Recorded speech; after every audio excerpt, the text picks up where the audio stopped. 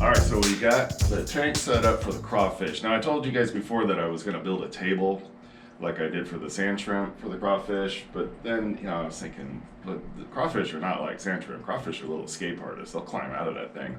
So instead of trying to figure out a way to build a escape-proof prison for those guys out of myself, I just went with a tank like this with a lid on it.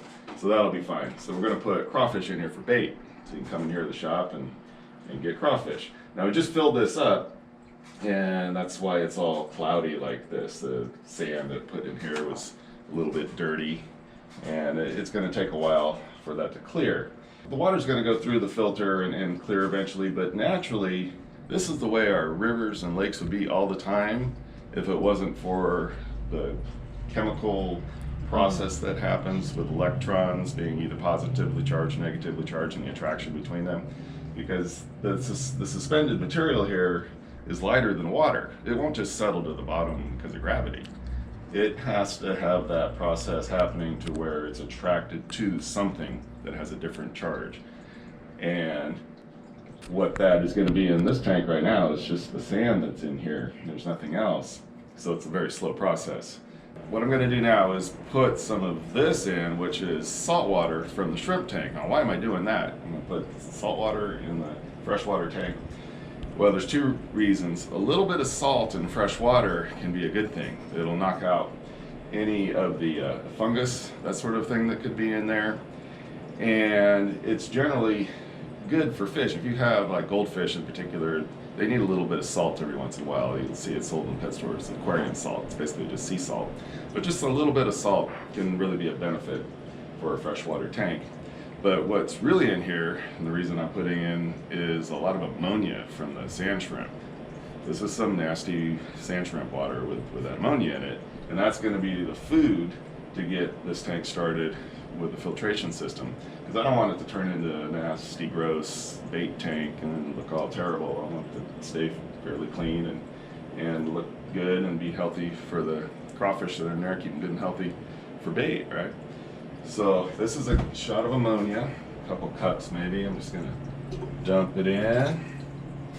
And then, so we've got the food for the filter. Now we're going to add some of the bacteria. So we need the bacteria to take up that ammonia and convert it into nitrates and so forth. And that's what we have here. You can see this nasty little piece of sponge.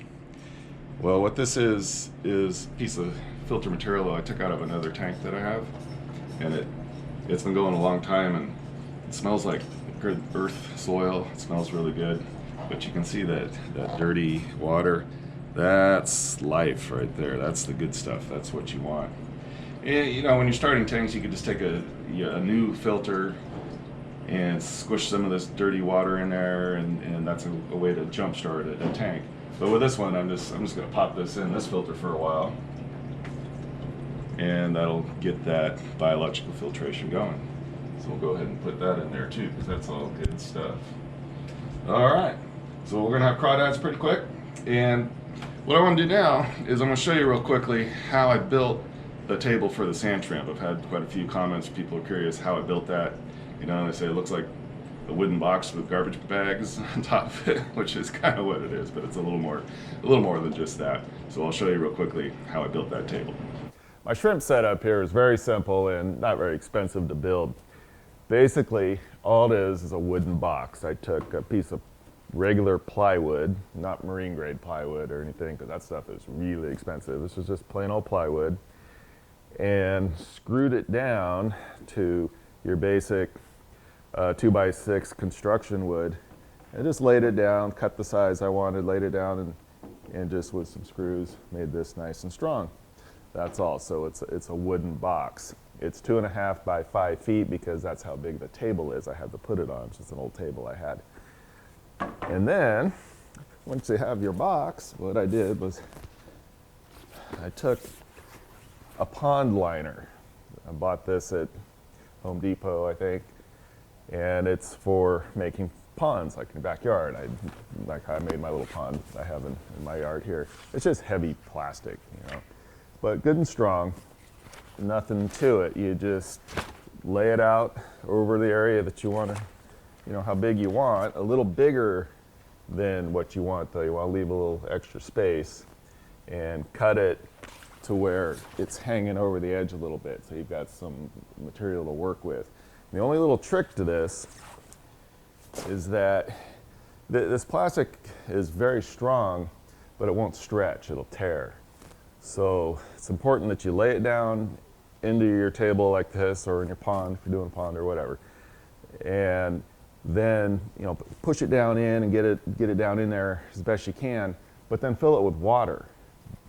That's the important thing. Let the water do the work to push it down into the corners and different areas, get it as tight as possible that way.